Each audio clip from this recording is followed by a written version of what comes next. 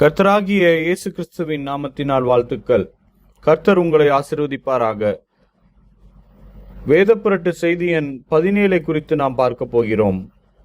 இந்த வேதப்புரட்டானது சொல்கின்றது, புறஜாதி சபை பவுலின் நிருபத்திற்கும் அவர்களுடைய அப்போஸ்தலர்களுக்கும் மாத்திரமே கீழ்ப்படிந்திருக்க வேண்டும் மற்றும் யூதர்கள் தங்களுடைய யூத அப்போஸ்தலர்களின் நிருபங்களுக்கு மட்டுமே கீழ்ப்படிந்திருக்க வேண்டும் என்று.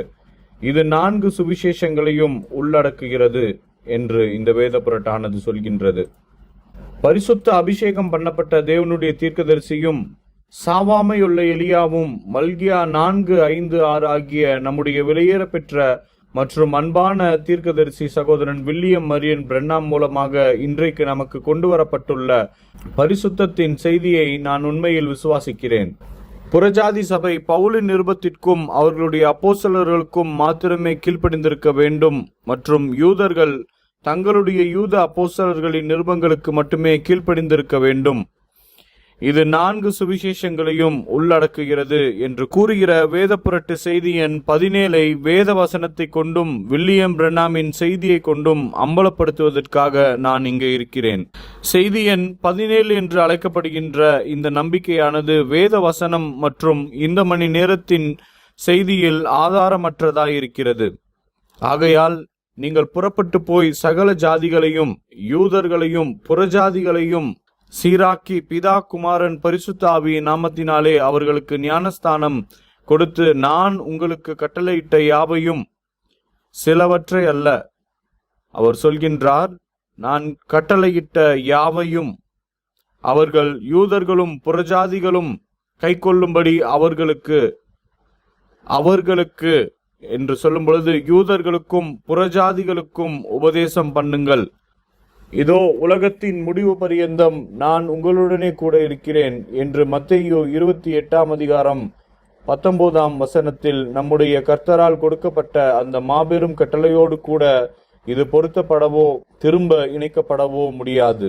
சுவிசேஷங்களிலோ அல்லது வேத வாக்கியங்களிலோ கிறிஸ்துவானவர் எதையெல்லாம் கட்டளையிட்டிருக்கிறாரோ அதையெல்லாம் கடைபிடிக்க வேண்டும் என்று யூதர்களும் புறஜாதிகளும் வேத வசனத்தினால் கட்டாயப்படுத்தப்பட்டிருக்கின்றனர். சுவிசேஷத்தை உலகமெங்கும் அறிவிக்கும்படியாக இந்த கட்டளையானது எல்லா யூத அப்போஸ்தலர்களுக்கும் மற்றும் எருசலேமில் இருந்த சபைக்கும் கொடுக்கப்பட்டிருக்கின்றது. எல்லாருக்கும், யூதர்களையும் சமாரியரையும் புறஜாதிகளையும் சேர்த்து சுவிசேஷம் என்றால் எல்லாரையும் உள்ளடக்கிய சுவிசேஷம். அது யூதர்களுக்கும் சமாரியர்களுக்கும் மற்றும் புறஜாதிகளுக்கும் நல்லதாய் இருக்கிறது. யோவான் 3:16 தேவன் தம்முடைய ஒரே பேரான குமாரனை விசுவாசிக்கிறவன் எவனோ அவன் யூதனும் புறஜாதியானும், விசுவாசிக்கிறவன் எவனோ என்று அங்கு குறிப்பிடப்பட்டிருக்கின்றது.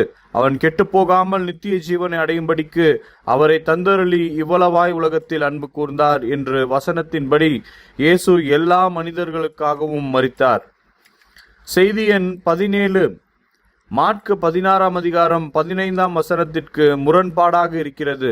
அங்கே இயேசு யூத அப்போஸ்தலருக்கும் எருசலேமில் இருந்த சபைக்கும் நீங்கள் உலகமெங்கும் போய் சர்வ சிருஷ்டிக்கும் சுவிசேஷத்தை பிரசங்கியுங்கள் என்று கட்டளையிட்டார். அந்த வாக்கியங்கள் உலகமெங்கும் மற்றும் சர்வ சிருஷ்டிக்கும், அது யூதனையும் புறஜாதிகளையும் உள்ளடக்கிய வாக்கியமாக இருக்கின்றது.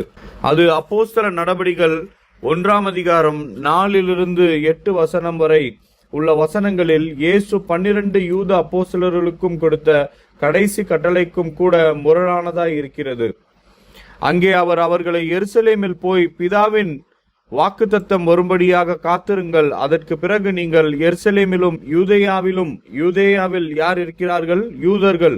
சமாரியாவிலும் பாதி யூதர்கள் இருக்கின்றார்கள். பூமியின் கடைசி பரியந்தமும் என்று நாம் பார்க்கும் பொழுது புறஜாதிகள் நிரம்பி இருக்கிறார்கள். எனக்கு சாட்சிகளாய் இருப்பீர்கள் என்று சொல்கிறார். புறஜாதிகள் பவுலுக்கு மாத்திரம் கீழ்ப்படிய வேண்டும் என்றும் யூதர்கள் அவர்களுடைய யூத அப்போஸ்தலர்களுக்கு மாத்திரமே கீழ்ப்படிய வேண்டும் என்றும் சொல்லுகிற இந்த நம்பிக்கை சத்தியத்தில் இருந்து வெகு தொலைவில் இருக்கிறது. அது தவறானது, இது பிழையானது மற்றும் சாவுக்கேதுவானது. அது கேட்டுக்கேதுவான வேதப்புரட்டும் ஒரு பிசாசின் உபதேசமாகவும் இருக்கிறது. அது மல்கியா 4:5-6 செய்தியின் கீழ் வேறொரு சுவிசேஷமாக இருக்கின்றது.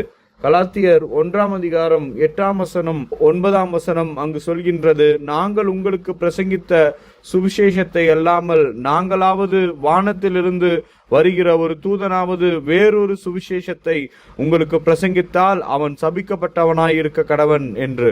முன் சொன்னது போல மறுபடியும் சொல்கிறேன், நீங்கள் ஏற்றுக்கொண்ட சுவிசேஷத்தை அல்லாமல் வேறொரு சுவிசேஷத்தை ஒருவன் உங்களுக்கு பிரசங்கித்தால் அவன் சபிக்கப்பட்டவனாய் இருக்க கடவன். செய்தி எண் 17 விசுவாசிக்கின்ற எந்த பிரசங்கியா இருந்தாலும் நம்முடைய கர்த்தருடைய சுவிசேஷம் அவனுக்கு மறைவாய் இருக்கிறது.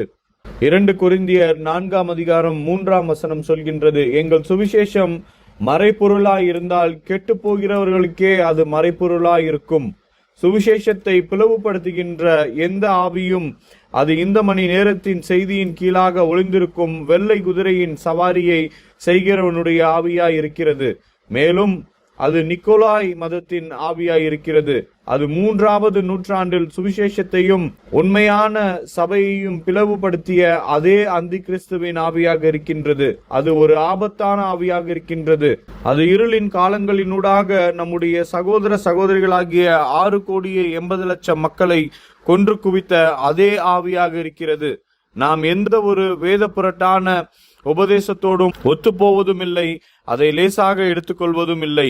அது அம்பலப்படுத்தப்பட்டாக வேண்டும், எதிர்க்கப்பட வேண்டும், அதற்கு எதிராக இடைவிடாமல் சண்டையிடப்பட வேண்டும்.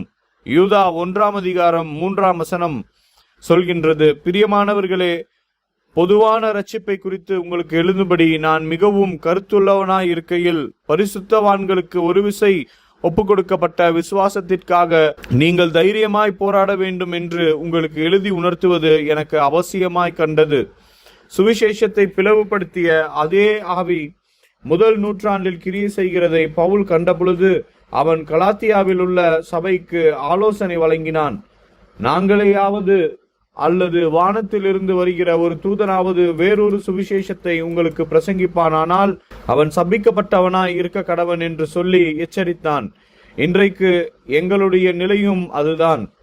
செய்தி எண் 17 போல சுவிசேஷத்தையும் மற்றும் இந்த மணி நேரத்தின் செய்தியையும் பிளவுபடுத்த பார்க்கின்ற எந்த ஒரு ஆவியும் அனாதேமா மாரநாத்தா, கர்த்தருடைய வருகையின் நாள் மட்டும் அவன் சபிக்கப்பட்டு போக கடவன். சுவிசேஷத்தை புறஜாதி உலகத்திற்கு கொண்டு போக வேண்டிய பொறுப்பு யூத அப்போஸ்தலர்களுக்கும் மற்றும் எருசலேமில் இருந்த சபைக்கும் கர்த்தரால் அளிக்கப்பட்டது. புறஜாதிகளுக்கு தேவன் கட்டளையிட்டவைகளை அவர்களுக்கு போதிக்கிற பொறுப்பை தேவன் பவுலுக்கு மாத்திரமல்ல யூத அப்போஸ்தலர்களுக்கும் கையளித்தார். அதன் பின்னர் பவுல் தெரிந்து கொள்ளப்பட்ட அப்போஸ்தல நடபடிகள் 9:15 படி புறஜாதிகளுக்கு அனுப்பப்பட்டிருந்தாலும் அங்கே கர்த்தர் அனனியாவிடம், நீ போ, அவன் புறஜாதிகளுக்கும் ராஜாக்களுக்கும் இஸ்ரவேல் புத்திரருக்கும் என்னுடைய நாமத்தை அறிவிக்கிறதற்காக நான் தெரிந்து கொண்ட பாத்திரமாயிருக்கிறான் என்றார். யூதனாகிய பவுல் செய்தி எண் 17க்கு முரணாக சுவிசேஷத்தை யூதர்களுக்கும் புறஜாதிகளுக்கும் அறிவித்தான். செய்தி எண் 17 படி இப்பொழுது சில செய்தி பிரசங்கிகள் நீங்கள் விசுவாசிக்க வேண்டுமென்றும் ஏற்றுக்கொள்ள வேண்டுமென்றும் விரும்புகிறபடி அவனுடைய ஊழியம் புறஜாதிகளுக்கு மாத்திரம் என்று சுருக்கப்படவோ தடை செய்யப்படவோ இல்லை. அவன் புறஜாதிகளுக்கும் அப்போஸ்தலனாய் இருந்தான் என்ற உண்மையை நாங்கள் அறியாதவர்களாக இருக்கவில்லை. ஆனால் அவன் 2 மக்களுக்கு ஊழியம் செய்தான். இந்த செய்தி எண் 17க்கு முரணாக சுவிசேஷமானது முதல் முறையாக புறஜாதிகளுக்கு திருப்பப்பட்ட பொழுது அது ஒரு யூத அப்போஸ்தலனாகிய பேதுருவினால் செய்யப்பட்டது. அப்போஸ்தலர் 10:44-45 இந்த வார்த்தைகளை பேதுரு பேசிக் கொண்டிருக்கையில் வசனத்தை கேட்டவர்கள் யாவர் மேலும் பரிசுத்த ஆவியானவர் இறங்கினார். அவர்கள் பல பாஷைகளை பேசுகிறதையும் தேவனை புகழுகிறதையும் பேதுருவோட கூட வந்திருந்த விருத்த சேதனமுள்ள விசுவாசிகள் கேட்கும் போது பரிசுத்த ஆவியின் வரம் புறஜாதிகள் மேல் பொழிந்தருளப்பட்டதை குறித்து பிரமித்தார்கள். புறஜாதிகள் பவுலுக்கு மட்டும் கீழ்ப்படிந்திருக்க வேண்டும் என்றும் யூதர்கள் யூத அப்போஸ்தலர்களின் நிருபங்களுக்கு மட்டும் கீழ்ப்படிந்திருக்க வேண்டும் என்றும் சொல்லுகிற இந்த கொள்கை எங்கே நிற்கின்றது? கொர்நேலியுவின் வீட்டாருக்கு என்ன சம்பவித்தது? ஆகையால் செய்தி எண் 17 தவறான ஒரு வேத புரட்டு என்றும் பிழையானது என்றும் வேத வசன பதத்தின் கீழாகவும் இந்த மணி நேரத்தின் செய்தியின் கீழாகவும் ஒளிந்து கொண்டிருக்கின்ற அந்தி கிறிஸ்துவின் ஆவி என்றும் இன்று நான் திடமாகவும் தைரியமாகவும் அறிவிக்கிறேன். அது கேட்டுக்கேதுவான வேத புரட்டாகவும் தேவனுடைய வார்த்தையின் பேரிலான தவறான வியாக்கியானமாகவும் சிறையின் இரும்பு கம்பிகளாகவும் இருக்கின்றது. விருத்த சேதனம் உள்ளவர்களிடம் பாருங்கள், அவர்கள் யூதர்கள். அவன் அதே சுவிசேஷத்தை தான் அங்கு கொர்நேலியுவினுடைய வீட்டாரிடத்திலும், கொர்நேலியுடைய வீட்டார் என்று நாம் சொல்லும் பொழுது அவர்கள் புறஜாதிகளாய் இருக்கிறார்கள். அதே சுவிசேஷத்தை தான் பேதுரு அங்கு பிரசங்கித்தார். அது அப்படி இல்லை என்றால் பின்னே வேறு எப்படி என்று எனக்கு கூறும்படி கர்த்தருடைய நாமத்தில் நான் உனக்கு சவால் விடுகின்றேன். அதை செய்ய உனக்கு துணிச்சல் இருக்காது. பெந்தேகோஸ்தேயில் ஒரு எழுப்புதல் உடைத்தெலும்பியது. சுவிசேஷமானது புறஜாதிகளிடம் வல்லமையில் புறப்பட்டு சென்றது. ஒரு எழுப்புதல் புறஜாதிகள் மத்தியில் உடைத்தெலும்ப வேண்டியதாய் இருக்கிறது. அது மறுபடியுமாக சுவிசேஷத்தை யூதர்களிடத்தில் திரும்ப கொண்டு செல்லும். மேற்கோள்: 7 சபை காலங்களின் வியாக்கியானம், பக்கம் 36. யூதர்கள் புறஜாதிகளுக்கு செய்தியை கொண்டு வந்தது போல, அதே போல புறஜாதிகள் யூதர்களுக்கு மீண்டுமாக செய்தியை திரும்ப கொண்டு செல்வார்கள். அப்பொழுது எடுத்துக்கொள்ளப்படுதல் சம்பவிக்கும். சுவிசேஷம் புறஜாதிகளால் யூதர்களுக்கு திரும்ப அளிக்கப்படும் பொழுது அது ரோமர் 11ஆம் அதிகாரம் 26 உள்ள இந்த பிரகாரம் இஸ்ரவேலர் எல்லாரும் ரட்சிக்கப்படுவார்கள். மீட்கிறவர் சியோனில் இருந்து வந்து அவபக்தியை யாக்கோபை விட்டு விலக்குவார் என்கின்ற வேத வசனத்தை நிறைவேற்றும். புறஜாதிகள் மத்தியில் இப்பொழுது பிரசங்கிக்கப்பட்டு வருகின்ற இந்த சுவிசேஷம் திரும்ப அளிக்கும் தீர்க்கதரிசியாகிய மல்கியா 4:5-6 அவர்களால் நமக்கு கொண்டு வரப்பட்டது. அதே சுவிசேஷம்தான் யூதர்களுக்கு திரும்ப அளிக்கப்பட போகிறது. மேற்கோள்: தேவனின் முத்திரை 1954 பத்தி 277. இந்த நாட்களில் ஒன்றில் ஒரு அபிஷேகம் பண்ணப்பட்ட தெய்வீக பரிசுத்த தீர்க்கதரிசி அற்புத அடையாளங்களோடு கூட அங்கே கடந்து செல்வான். அந்த யூதர்கள், ஐயா, இதைதான் நாங்கள் எதிர்பார்த்திருந்தோம் என்று சொல்வார்கள். ஆம் ஐயா. அப்பொழுது 1,44,000 யூதர்களை தேவன் அபிஷேகிப்பார். அதன் பிறகு எடுத்துக்கொள்ளப்படுதல் சம்பவிக்கும். புறஜாதிகளின் காலம் முடிந்து போகும். யூதர்கள் மத்தியில் பேதுரு பிரசங்கித்த அதே சுவிசேஷத்தை தான் புறஜாதிகள் மத்தியில் பவுல் பிரசங்கித்தான். கலாத்தியர் 2ஆம் அதிகாரம் 7 மற்றும் 8ஆம் வசனம். அதுவுமல்லாமல் விருத்த சேதனம் உள்ளவர்களுக்கு அப்போஸ்தலனாய் இருக்கும்படி பேதுருவை பலப்படுத்தினவர் புறஜாதிகளுக்கு அப்போஸ்தலனாய் இருக்கும்படி என்னையும் பலப்படுத்தினபடியால் விருத்த சேதனம் உள்ளவர்களுக்கு சுவிசேஷத்தை பிரசங்கிக்கும்படி பேதுருவுக்கு கையளிக்கப்பட்டது போல விருத்த சேதனம் இல்லாதவர்களுக்கு பிரசங்கிக்கும்படி அது எனக்கும் கையளிக்கப்பட்டதென்று அவர்கள் கண்டறிந்தனர். யூதர்களும் புறஜாதியாரும் ஆகிய இருதிரத்தாரும் ஒரே சுவிசேஷத்தினால் ரட்சிக்கப்படுகிறார்கள். ரோமர் 1ஆம் அதிகாரம் 16ஆம் வசனம். கிறிஸ்துவின் சுவிசேஷத்தை குறித்து நான் வெட்கப்படேன். முன்பு யூதரிலும் பின்பு கிரேக்கரிலும் விசுவாசிக்கிறவன் எவனோ அவனுக்கு ரட்சிப்பு உண்டாவதற்கு அது தேவ பலனாய் இருக்கிறது. ஆகவே எருசலேமில் இருந்த சபை எந்த சுவிசேஷத்திற்கு கீழ்ப்படிய வேண்டி இருந்ததோ அதே சுவிசேஷத்திற்கு புறஜாதி சபையும் கீழ்ப்படிய வேண்டி இருந்தது. செய்தி பிரசங்கிகளே, இங்கே மேற்கோளிடப்பட்ட வேத வசனங்கள் மற்றும் தீர்க்கதரிசியின் மேற்கோள்களின் வெளிச்சத்தில் இந்த வேத புரட்டு செய்தி எண் 17 நம்பிக்கை எங்கே நிற்கிறது? செய்தி விசுவாசிகளே, யூதர்களுக்கும் புறஜாதிகளுக்கும் எங்கே வித்தியாசம் இருக்கிறது? சுவிசேஷத்தை பொறுத்தவரை முற்றிலுமாக அங்கே எந்த வித்தியாசமும் கிடையாது. தேவனுக்கு ஒரே ஒரு தரக்கோட்பாடு அல்லது கொள்கைதான் இருக்கிறது. அதை கொண்டுதான் அவர் செயல்படுகின்றார். அதுதான் அவருடைய வார்த்தையாக இருக்கின்றது.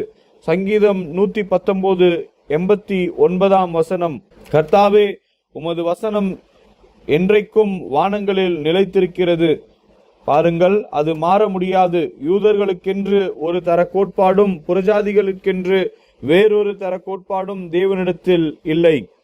பெந்தேகோஸ்தே நாளில் யூதர்களுக்கு எது நல்லதாக இருந்ததோ அது நாம் கொர்நேலியுடைய வீட்டாருக்கும் மீதியுள்ள புறஜாதி உலகத்திற்கும் நல்லதாக இருந்தது.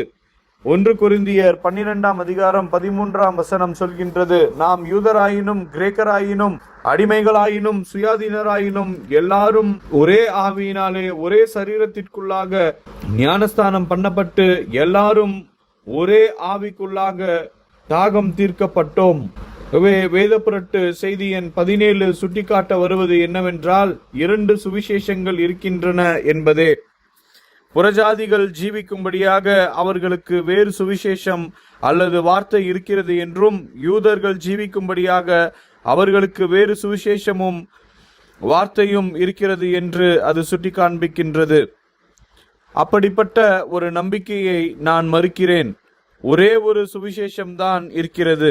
எபிரேயர் 2 அதிகாரம் 3 மற்றும் 4 முதலாவது கர்த்தர் மூலமாக அறிவிக்கப்பட்டு பின்பு அவரிடத்தில் கேட்டவர்களாலே நமக்கு உறுதியாக்கப்பட்டதுமாயிருக்கிற இவ்வளவு பெரிதான ரட்சிப்பை குறித்து நாம் கவலையற்று இருப்போமானால் தண்டனைக்கு எப்படி தப்பித்துக் கொள்வோம்? எபேசியர் 4 அதிகாரம் 5 ஒரே கர்த்தரும் ஒரே விசுவாசமும் ஒரே ஞானஸ்தானமும், யூதர்களும் புறஜாதிகளும் யாருக்கு கீழ்ப்படிதல் உள்ளவர்களாய் இருக்க வேண்டும் என்கின்ற இந்த நம்பிக்கை வேத வசனத்தின்படி சரியாக இருந்து வேத ஆதாரமும் அதற்கு இருக்கும் என்றால், அப்பொழுது இயேசு கிறிஸ்து ஒரு யூதனாய் இருந்து சமாரிய ஸ்ரீயிடம் ஜீவ வார்த்தைகளை பேசிய பொழுது இந்த கொள்கைக்கு முரண்பாடாக இயேசு செய்தார் என்று இந்த செய்தி கூற முயற்சிக்கின்றது. யோவான் 4 அதிகாரம் 4 அவர் சமாரிய நாட்டின் வழியாய் போக வேண்டியதாய் இருந்தபடியால் என்று கூறுகின்றது. யார் தவறாயிருப்பது? நிச்சயமாக இயேசு அல்ல. இந்த வேத புரட்டு தான் தவறாக இருக்கின்றது. இந்த வேத புரட்டின்படி சுவிசேஷனாகிய பிலிப்பு தான் ஒரு யூதனாய் இருக்க தேவனுடைய ராஜ்யத்தை குறித்து சமாரியா பட்டினத்திற்கு சென்று பிரசங்கித்த பொழுது அவன் தவறிழைத்தான் என்று இந்த வேத புரட்டு கூற முயற்சிக்கின்றது.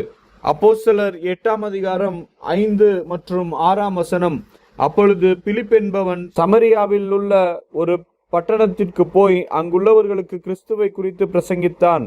பிலிப்பு செய்த அதிசயங்களை ஜனங்கள் கேள்விப்பட்டு கண்டு அவனால் சொல்லப்பட்டவைகளை ஒருமனப்பட்டு கவனித்தார்கள். இந்த வேத புரட்டு சுட்டி காட்டுகிற இன்னொரு காரியம் கூட இருக்கின்றது. அது என்னவென்றால், கொரிந்து சபையில் காணப்பட்ட பிரிவினையின் ஆவி. அங்கே சிலர் நான் பவுலை சேர்ந்தவன் என்றும் வேறு சிலர் நான் அப்போலோவை சேர்ந்தவன் என்றும் கூறிக்கொண்டனர். 1 கொரிந்தியர் 1 அதிகாரம் 12 மற்றும் 13 உங்களில் சிலர் நான் பவுலை சேர்ந்தவன் என்றும் நான் அப்போலோவை சேர்ந்தவன் என்றும் நான் கேபாவை சேர்ந்தவன் என்றும் நான் கிறிஸ்துவை சேர்ந்தவன் என்றும் சொல்லுகிறபடியால் நான் இப்படி சொல்கிறேன். கிறிஸ்து பிரிந்திருக்கிறாரா? பவுலா உங்களுக்காக சிலுவையில் அறையப்பட்டான்? பவுலின் நாமத்தினாலேயா ஞானஸ்தானம் பெற்றீர்கள்? இதில் சம்பந்தப்பட்டிருக்கின்ற அதே ஆவிதான் இப்பொழுது செய்தியிலும் கிரியை செய்து கொண்டிருக்கிறது என்பது உங்களுக்கு தெரிந்திருக்க கடவுது. அது சுவிசேஷத்தை 2 விதமாக்க ஆக்குவதன் மூலம் பிரிவினையை உண்டு பண்ண முயற்சிக்கின்ற ஒரு ஆவியாக இருக்கின்றது. ஒன்று யூதருக்கு என்றும் இன்னொன்று புறஜாதிக்கு என்றும். மல்கியா 4:5 பின்பற்றுகிறவர்களே, பவுலை போலவே இப்பொழுது நானும் உங்களிடத்தில் கேட்கின்றேன், கிறிஸ்து பிரிந்திருக்கிறாரா? பாருங்கள், உங்களிடத்திலே பதில் இல்லை என்று நான் அறிந்திருக்கிறேன். அப்படியென்றால் சுவிசேஷமும் பிரிக்கப்பட முடியாது. ஒரே ஒரு சுவிசேஷம்தான், மேலும் கிறிஸ்து தான் அந்த சுவிசேஷம். அவர் தேவனுடைய எல்லா வார்த்தையுமாக இருக்கிறார். நீ யூதனானாலும் புறஜாதியானாலும் எல்லா வார்த்தையையும் கடைபிடிக்க வேண்டும். பிரிவினையின் ஆவி என்பது செய்தியை கூறு போட கிரியை செய்து கொண்டிருக்கின்ற வெள்ளை குதிரையின் சவாரி செய்கிறவனுடைய ஆவியாயிருக்கின்றது. அது ஆதி கிறிஸ்தவ சபையை துண்டாடி போட்டது. அது கத்தோலிக்க சபையில் இப்போது குடிக்கொண்டிருக்கின்ற நிக்கோலாய் மதத்தின் ஆவியாயிருக்கின்றது. இந்த வேத புரட்டை சாத்தானுடையது என்றும் தீங்கு விளைவிக்க கூடியது என்றும் பிசாசனுடையது என்றும் நான் அறிவிக்கின்றேன். இது பாதாள குழியிலிருந்து ஏறி வந்தது.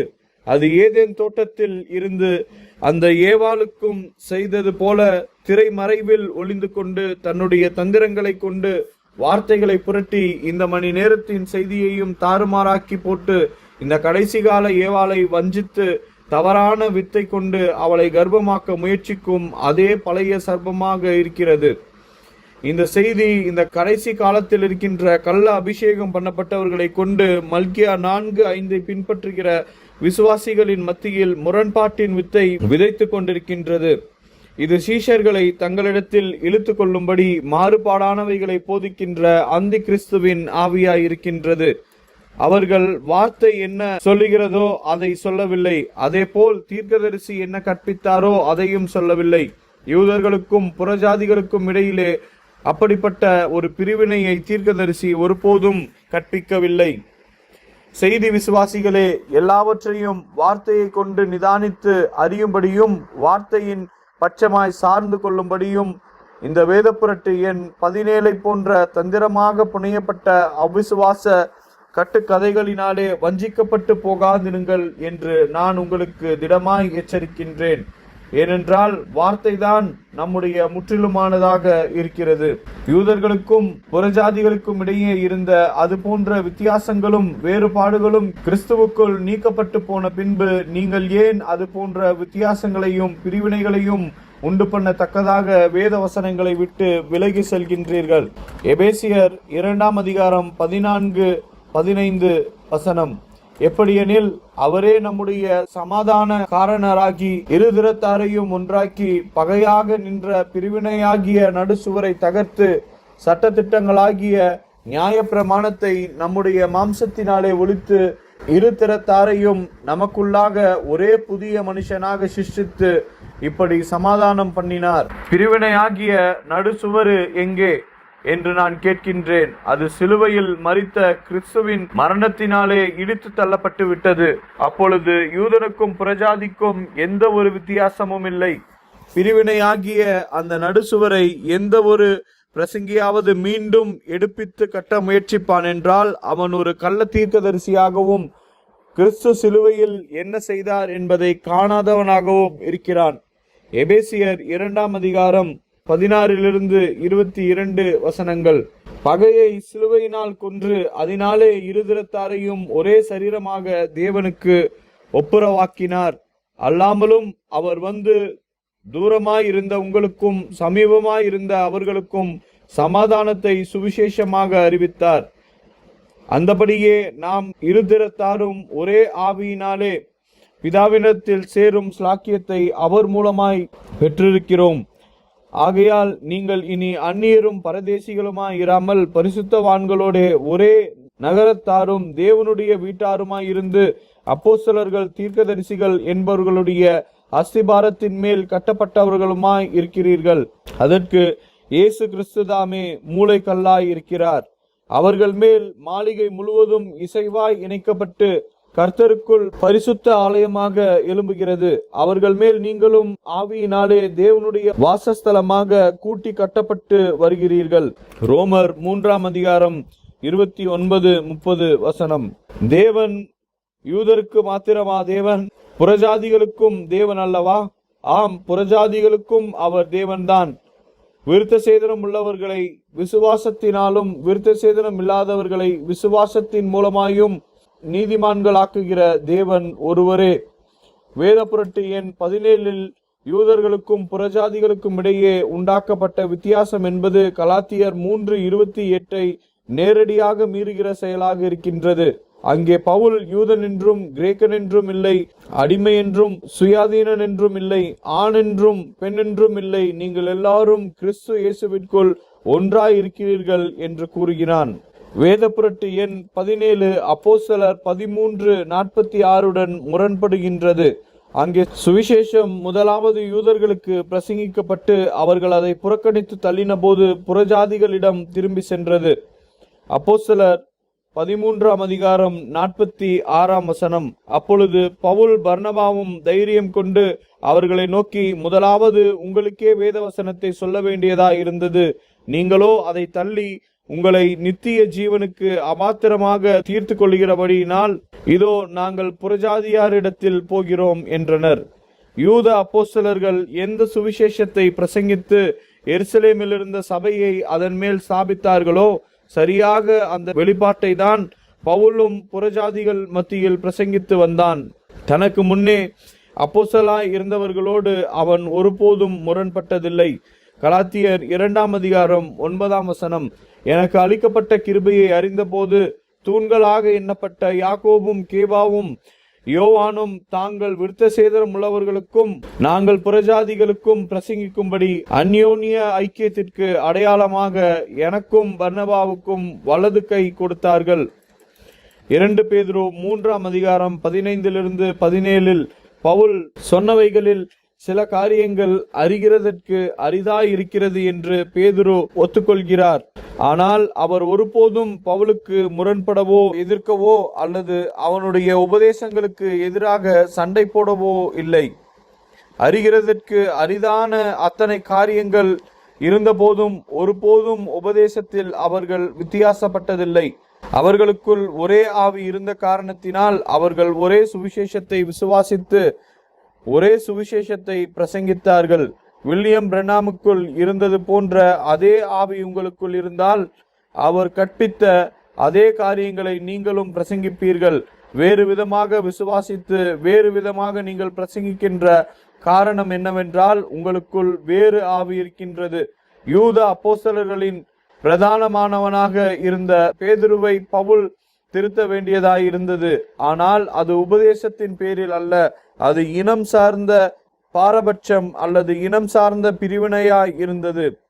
கலாத்தியர் 2ஆம் அதிகாரம் 11 மற்றும் 12 மேலும் பேதுரு அந்தியோகியாவுக்கு வந்தபோது அவன் மேல் குற்றம் சுமந்ததினால் நான் முகமுகமாய் அவனோட எதிர்த்தேன். எப்படியெனில் யாக்கோபினிடத்திலிருந்து சிலர் வருவதற்கு முன்னே அவன் புறஜாதியாருடனே சாப்பிட்டான். அவர்கள் வந்தபோதோ விருத்த சேதனம் உள்ளவர்களுக்கு பயந்து விலகி பிரிந்தான். வேத புரட்டு 17 படி ஒரு யூத அப்போஸ்தலனாகிய பேதுருவை திருத்துவதற்கு பவுலுக்கு எந்த அதிகாரமோ உரிமையோ இல்லை. இந்த நம்பிக்கை மிகவும் முட்டாள்தனமானது. இயற்கையாகவும் ஆவிக்குரிய ரீதியிலும் அது எந்த அர்த்தத்தையும் உண்டாக்கவில்லை. அதை குறித்து நான் எந்த வருத்தமும் தெரிவிக்கப் போவதில்லை. அது கேட்டுக்கேதுவான வேத புரட்டாயிருக்கின்றது, பொய்யான ஒரு வியாக்கியானமாய் இருக்கின்றது. இவை சிறை கம்பிகளாய் இருக்கின்றது. நாங்கள் அதை ஆதரிக்கவோ பரிந்துரைக்கவோ போவதில்லை. நாங்கள் அதை எதிர்க்கிறோம். சுவிசேஷ சத்தியம் எப்படி இருக்கிறது என்றால், நீங்கள் ஒரு விசை தேவனுடைய வார்த்தையை உடைத்து போட்டால் நீங்கள் திருத்தப்படுவீர்கள். அப்போஸ்தலர் 15ஆம் அதிகாரம் 1-32 அப்போஸ்தலனாகிய பவுல் அங்கு சில காரியத்தை விவரிக்கின்றார். புறஜாதிகள் மத்தியில் நடந்த ஒரு காரியத்தை தீர்த்து வைக்கும்படியாக எருசலேமில் இருந்த சபையின் யூத அப்போஸ்தலர்கள் மற்றும் மூப்பர்களிடத்தில் அந்த காரியத்தை கொண்டு வந்தான். யூதர்கள் யூத அப்போஸ்தலர்களுக்கு மட்டும் கீழ்ப்படிய வேண்டும் என்று சொல்கின்ற இந்த வேத புரட்டு இதற்கு முரண்படுகிறதா இருக்கின்றது. இந்த சூழ்நிலைகளின் வெளிச்சத்திலும் இந்த வேத வசன உதாரணங்களிலும் இந்த வேத புரட்டு 17 எங்கே நிற்கின்றது? தேவனுடைய வார்த்தையின் எந்த பாகத்திலும் இந்த நம்பிக்கை பொருந்த முடியாது. நாங்கள் இதை நிராகரிக்கின்றோம். அந்த ஜனங்கள் வேறு ஜனங்களாக இருந்தாலும் அவர்களுக்கு சுவிசேஷம் ஒன்றாயிருந்தது. இந்த வேத புரட்டு சொல்லுகிறதை போல யூதர்களுக்கு ஒரு சுவிசேஷமும் புறஜாதிகளுக்கு ஒரு சுவிசேஷமும், ஒரு குறிப்பிட்ட ஜனங்கள் அப்போஸ்தலர்களுக்கு மட்டுமே கீழ்ப்படிய வேண்டும், யூத ஜனங்கள் யூத அப்போஸ்தலர்களுக்கு மட்டுமே கீழ்ப்படிய வேண்டும் என்று சொல்லுகிறதான இந்த வேத புரட்டு பொய்யாயிருக்கின்றது. அது வார்த்தைக்கு விரோதமானதாக இருக்கின்றது. அதோடு எங்களுக்கு எந்த பங்கும் எந்த பாத்தியமும் வேண்டாம். தேவனுடைய விலையேற பெற்ற வார்த்தையின் எளிமையிலேயே நாங்கள் தொடருவோம். கர்த்தர் உங்களை ஆசீர்வதிப்பாராக.